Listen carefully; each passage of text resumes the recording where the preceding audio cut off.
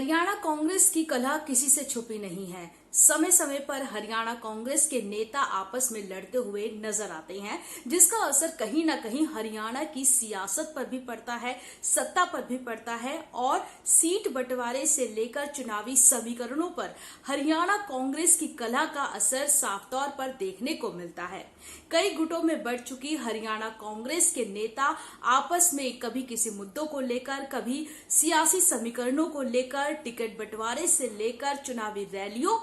को लेकर हमेशा आपस में उलझते हुए नजर आते हैं। लेकिन कुछ भी हो, जिस तरीके से बैठक हुई होती है और आलाकमान के सामने सभी की हाजिरी लगती है, तो सभी आपस में एक दूसरे के साथ साथ रहने की एक कोशिश जो है वो उनकी दिखाई देती है। लेकिन अंदर खाने क्या कुछ चलता है, ये किसी से छुपा नहीं है। अभी हाल ही में फिलहाल में श्रुति चौधरी को लेकर किरण चौधरी ने जो नई बयानबाजी की है, उसको लेकर हरियाणा की सियासत और भी ज्यादा गर्म हो गई है। किरण चौधरी एक कद्दावर नेता है कांग्रेस की, और उनकी ओर से जिस तरह से भिवानी महेंद्रगढ़ को लेकर एक ऐलान किया गया है कि श्रुति चौधरी तो यहीं से चुनाव लोकसभा का लड़ेंगी, ये कहीं ना कहीं कांग्रेस के अंदर खाने चल रही खिचड़ी, सियासी खिचड़ी का दिखा रही है कि किस तरीके से अंदर खाने सियासी खिचड़ी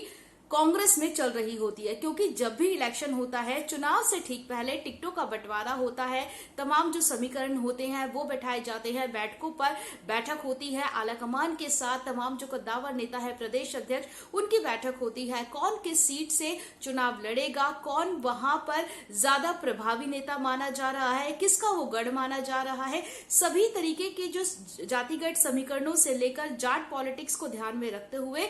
एक बैठक होती है, उसके बाद निर्णय लिया जाता है। लेकिन जिस तरीके से किरण चौधरी ने पहले ही साफ कर दिया है कि यहां से तो श्रुति चौधरी ही चुनाव लड़ेगी, वो कहीं ना कहीं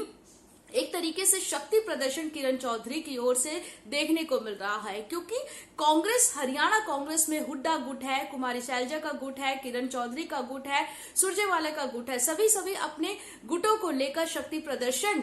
दिखाते रहते हैं। और जिस तरीके से किरण चौधरी की ओर से इस दौरान साफ तौर पर यह भी कहा कि जिसमें जितना दम है वो अपना दम दिखाएगा और वहां से अपनी सीट से इलेक्शन लड़ेगा और चुनाव में अपनी जो प्रतिभा है वो दिखाएगा। लेकिन कहीं ना कहीं अंदर खाने जो कुछ भी चल रहा होता है, उसका हर्जाना कांग्रेस को भुगतना पड़ता है। अगर पिछले इतिहास को कांग्रेस का अगर देखें तो 2019 में जिस तरीके से एक प्रदेश अध्यक्ष अशोक तंवर को लेकर, जो पूर्व प्रदेश अध्यक्ष थे, और हुड्डा गुट में जिस तरीके से बयानबाजी देखने को मिली थी, जिस तरीके से इलेक्शन से ठीक पहले दोनों गुट आपस में लड़ते हुए नजर आए थे, और हुड्डा गुट की ओर से साफ तौर पर यह कहने को मिला था कि अगर पहले ही अशोक तंवर को प्रदेश अध्यक्ष के पद से हटा दिया जाता तो जो विधानसभा में 31 सीटें कांग्रेस को मिली है वो और भी ज्यादा बढ़ सकती थी। लेकिन कहीं ना कहीं अब वो गुटबाजी कहीं खत्म होने का नाम नहीं ले रही है। बेशक अशोक तंवर अब दूसरी पार्टी में चले गए हैं, लेकिन और भी जो कांग्रेस के कद्दावर नेता हैं, उनकी सियासत भी चरम पर है। क्योंकि श्रुति चौधरी और किरण चौधरी हरियाणा की विरासत के जो सियासी विरासत के जो योद्धा थे, चौधरी बंसीलाल, उनकी विरासत श्रुति चौधरी की ओर से संभाली गई है। श्रुति चौधरी भिवानी महेंद्रगढ़ से पहले भी लोकसभा सांसद रह चुकी हैं, बंसीलाल भी वहां से सांसद कई बार रह चुके। श्रुति चौधरी की अगर बात कर ली जाए तो ये बंसीलाल का गढ़ माना जाता है, तो इसका फायदा कहीं ना कहीं श्रुति चौधरी को मिल सकता है। और जाट पॉलिटिक्स की अगर बात करें तो जाट जिस तरीके से खफा चल रही हैं बीजेपी से और पहलवानों को लेकर, क्योंकि कई पहलवान